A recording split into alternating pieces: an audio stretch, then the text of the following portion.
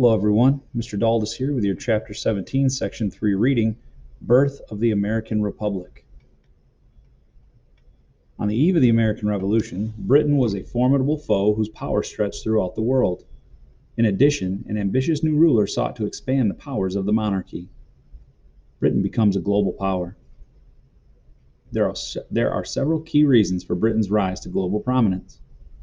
Location placed England in a position to control trade. In the 1500s and 1600s, English merchant ships were sent across the world's oceans and planted outposts in the West Indies, North America, and India. From these tiny settlements, England would build a global empire. England offered a climate favorable to business and commerce and put fewer restrictions on trade than some of its neighbors. In the 1700s, Britain was generally on the winning side of the European conflicts. With the Treaty of Utrecht, France gave Nova Scotia and Newfoundland to Britain. In 1763, the end of the French and Indian War and the 7 Years' War brought Britain all of French Canada. The British also monopolized the slave trade in Spanish America, which brought enormous wealth to the British merchants. England's territory expanded closer to home as well. In 1707, England and Wales were united with Scotland to become the United Kingdom of Great Britain. Free trade with Scotland created a larger market for farmers and manufacturers. Ireland had come under English control during the 1600s. It was formally united with Great Britain in 1801.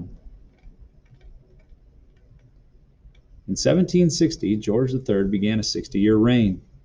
Unlike his father and grandfather, the new king was born in England. He spoke English and loved Britain. But George was eager to recover the powers the crown had lost. Following his mother's advice, George be a king, he set out to reassert royal power. He wanted to end Whig domination, choose his own ministers, dissolve the cabinet system, and make Parliament follow his will. Gradually, George found seats in Parliament for the king's friends. Then, with their help, he began to assert his leadership. Many of his policies, however, would prove disastrous. Checkpoint. What led to Britain's rise to global prominence in the mid-1700s? The 13 colonies in the mid-1700s. By 1750, a string of 13 prosperous colonies stretched along the eastern coast of North America. They were part of Britain's growing empire. Colonial cities such as Boston, New York, and Philadelphia were busy commercial centers that linked North America to the West Indies, Africa, and Europe. Colonial shipyards produced many vessels for this trade. Britain applied mercantilist policies to its colonies in an attempt to strengthen its own economy by exporting more than it imported. To this end, in the 1600s, Parliament passed the Navigation Acts to regulate colonial trade and manufacturing. For the most part, however, these acts were not rigorously enforced. Therefore, activities like smuggling were common and not considered crimes by the colonists. By the mid-1700s, the colonists were home to diverse religious and ethnic groups.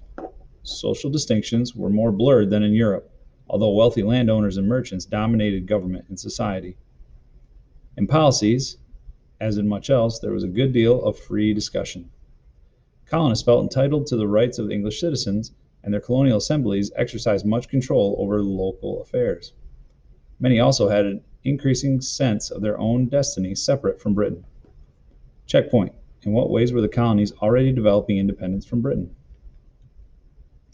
Colonists expressed discontent.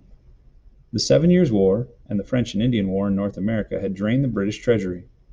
King George III and his advisors thought that the colonists should help pay for these wars.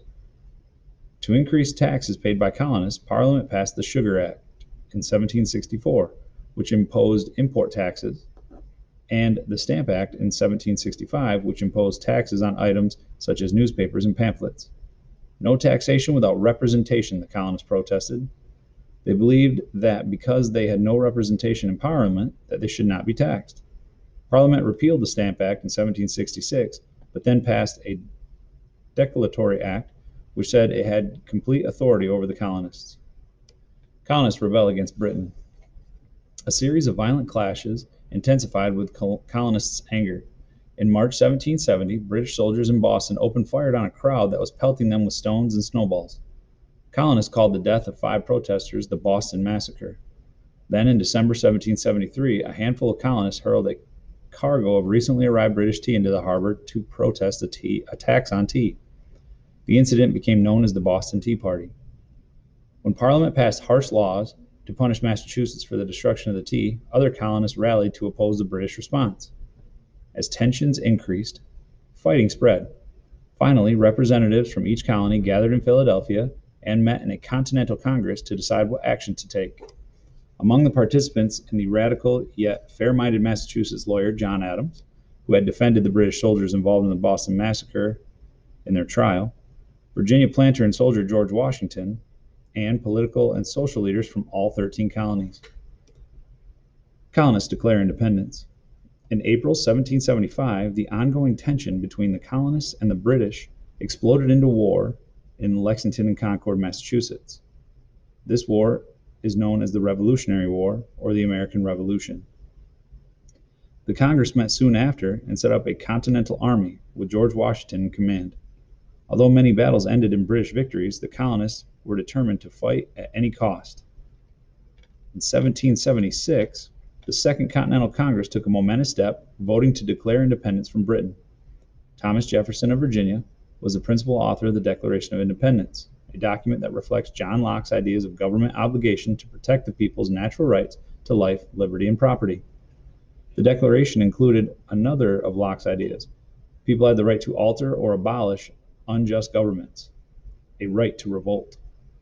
The principle of popular sovereignty, which states that all government power comes from the people, is also an important part of the Declaration.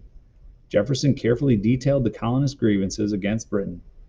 Because the king had trampled colonists' natural rights, he argued, the colonists had the right to rebel and set up a new government that would protect them. Aware of the risks involved, on July 4, 1776, American leaders adopted the Declaration, pledging our lives, our fortune, and our sacred honor to creating and protecting the new United States of America. Checkpoint.